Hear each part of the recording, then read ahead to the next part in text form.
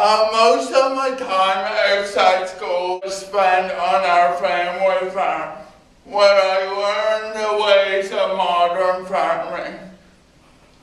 This is where I really got the respect that I thought I deserved and knew I could handle.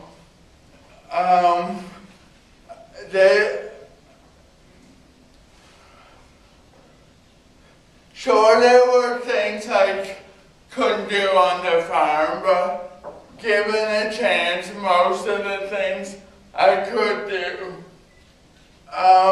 It was by age 14, I was making a serious contribution to this farm. And in Nova Scotia, you can actually get your farm tractor's license at age 14, which I did, and was hauling hay and plowing snow in no time.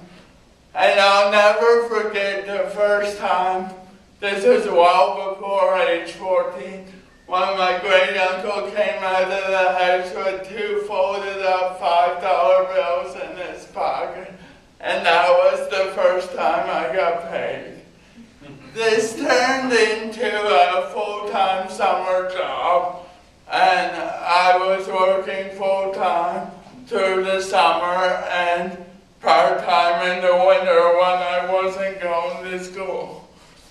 When I wasn't holding up traffic on the roads with the farm tractor, I had what many of you may call an interesting hobby. I grew giant pumpkins and squash. This started at age 6 and continued for 20 years, following in the footsteps of my uncles and cousins. I competed provincially and at the county level, and my best was the 844-pound squash, which won first place in the province of Nova Scotia. I also sowed the seeds for up to $1 a seed, but given the amount of work I put into this, it wasn't really work. I wasn't making money. At the end of grade 12, I was chosen as the class valedictorian and gave a 10-minute speech to the grads.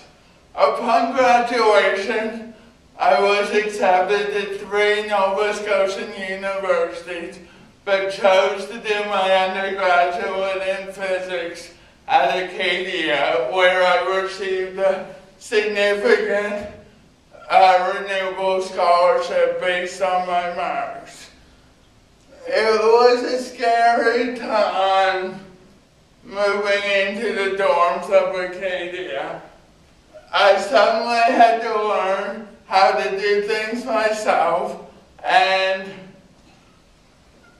not being away from home much before that, this was definitely a learning experience. But socially, things seemed to improve. People were starting to accept me for who I am, ask me to do things, and include me in their group of friends. One thing going into university I worried about was how was I going to do my assignments, tests, and exams.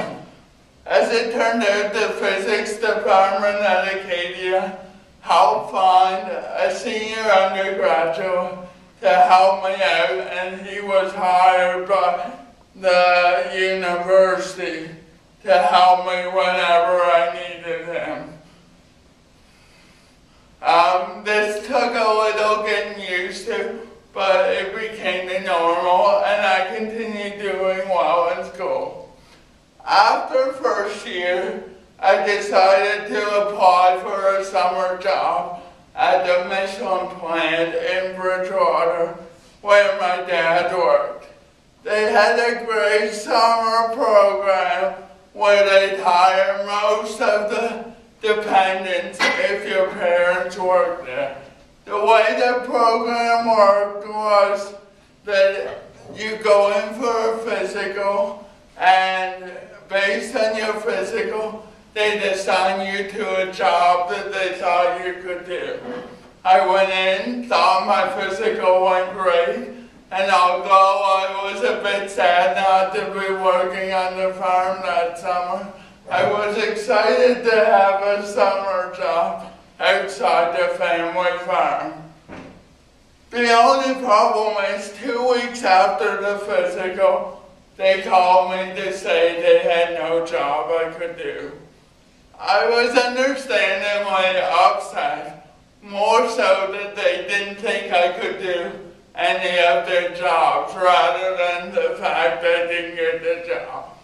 Not willing to give up, my dad went and talked to one of his bosses, told him what happened, and told him it just wasn't fair not to give me a chance because he knew I could do many of the jobs students were assigned to. So about a week later, I got a call, and they were willing to give me a chance as a Tringle verifier. A Tringle is a wire ring that makes the rim of your tire, and these Tringles have to be perfect before entering the tire, or else the entire tire will become defective. The only catch is I had to meet a quota of 1,200 verified Tringles per shift, or else they'd have to let me go. And this was in 2 weeks. So I went in my first day, and it came and gone, and I got 600 Tringles. And I'm thinking to myself, okay, I know if I can get close, they'll hire me, but I gotta increase my production by 100%. So my dad sat me down that night and was like, okay, we know you can do this, you know you can do this, but things to help you, just go in a few minutes early, shorten your breaks a couple minutes, and you'll be there in no time. So I worked away, working harder and harder, and 2 days before the trial period was over, sure enough I reached 1,200, and they hired me. I continued working all summer, getting more and more, and by the end of the summer I was getting more than anyone posted at that post. Christmas came and they needed one student to cover vacations for Christmas, and out of 4 students that worked there the past summer, they chose me to come work. And I think this is when I really felt that they knew they made a mistake by not giving me a chance. I mean, I'm the first to admit if I can't do something, I shouldn't be doing it. But I knew I could do this, and I proved that I could. Scribing continued in a similar way in my second year, but I found a program that I could do a lot of my math and physics on the computer. This gave me a lot of independence, and I could do things on my own time, relying less and less on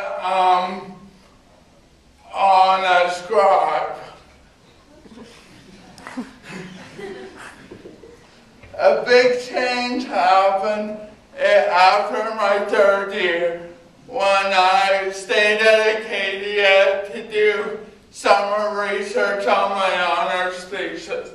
This is when a small amount of students stay at the university to do research and really